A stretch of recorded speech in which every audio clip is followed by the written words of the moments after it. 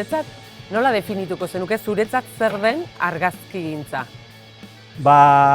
Izan da askotan galdetu izan diot nire buruai, zer da hau, zer da hainbeste gustatzen zaidan mundu hau, zergatik, ez? Eta gaur egun ere ez dakit oso argi dudan, baina hor argazkilarin bati irakurri izan diot, bazela argazkilaritzak eramaten zula aske sentitzen zen eremu batetara, eta pixkat ari horri tiraka, pixkat nere egiten dut baita argazkilaritza gaur egun bihurtu da,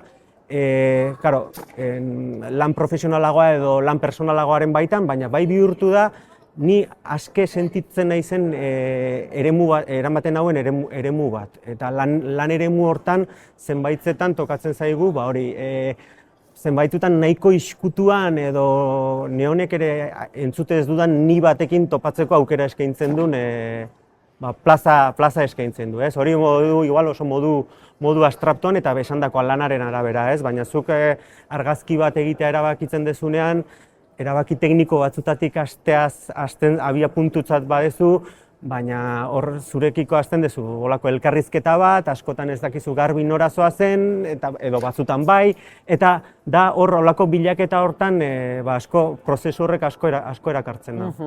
Eta argazkilari batentzat, zuretzat, zure ustez zer da garrantzitsuagoa? Hau da, teknika ona edukitzea, kamera ona edukitzea, edo begi ona edukitzea. Ez du balio hirurak bakarrik esatea, hirurak izango da horrena, edo beste zerbait behar du, edo soberan, faltan, danak?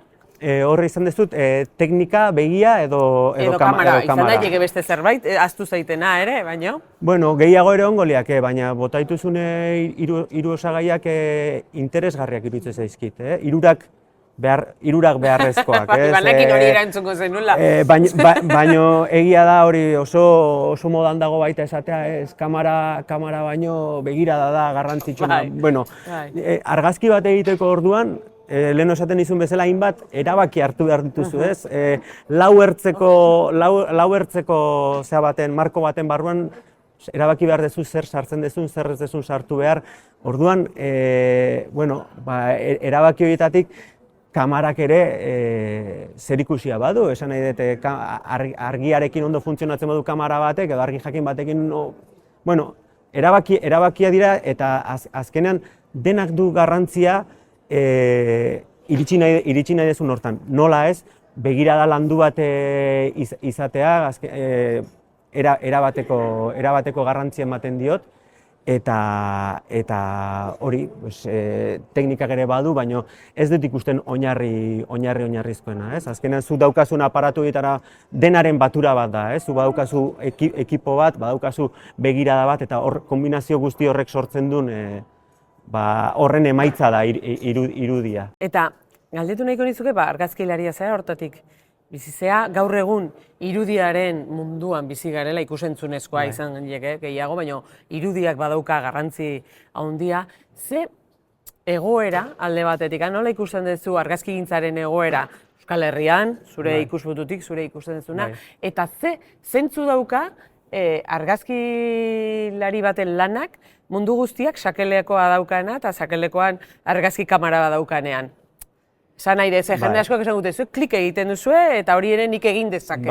Bai, askotan ere hori baukazu sentsazio bat ekipo ona daukan operarioa ote zaren, edo batek askotan galdetzen du, eta askotan ez jakintasuna da horren atzean da ona, ez da errespetu falta bat, edo ez da, baina askotan tokatzen da saltzea, eta egia da gaur egun, ez dakit, izugarrizko presentzia dauka irudiak, baina irudiaren konsumoa badaukat sentsazioa inoiz baino azkarragoa dela, ez? Eta iruditzen zait argazkilaritza ulertzeko dudan modu horretan beste abiada bat edo argazki hori konsumitzeko moduak bai izan behar duela mantsoagoak. Komunikatzeko modu bada, sentsazioak piztutzeko modu bada, orduan irakurketa argazkiarena eta irakurketa izatera iristen bada, sentsazioa badaukat zenbaitzotan argazki ona eta txarra, edo argazki polita eta itxusia sinonimotzat hartzen direla, eta realidade edo irakurketa hortatikan alden neurrean urrundu beharko ginateke. Argazki bat izan daiteke oso ona eta argazki itxusia izan.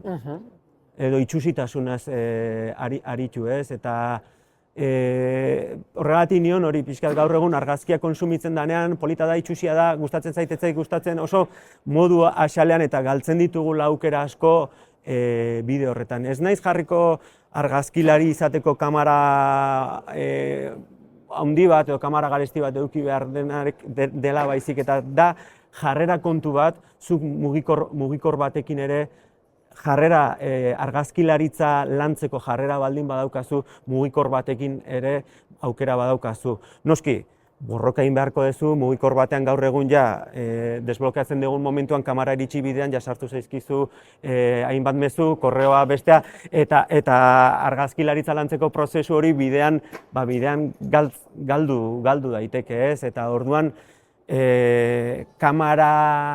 espreski kamera bat izateak lagundu lezake prozesu hortan murgiltzen lagundu lezake ez.